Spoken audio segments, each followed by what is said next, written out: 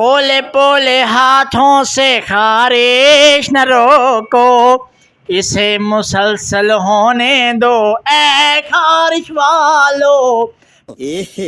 رہا نہیں جاتا، تڑپ ہی ایسی ہے نا۔ پولے پولے ہاتھوں سے خارش نہ روکو، اسے مسلسل ہونے دو اے خارش والو۔ اور ابھی تو رکو، کلائمیکس ابھی باقی۔ یہ خارش سے ستائے ہوئے ہیں، یہ زمانے کے دکھ کھائے ہوئے ہیں، بس رکو ذرا، صبر کرو، بولا دھکا بکی نہیں کرنے کا، آرام سے لینے کا۔ پولے پولے ہاتھوں سے خارش نہ روکو، اسے مسلسل ہونے دو اے خارش والو۔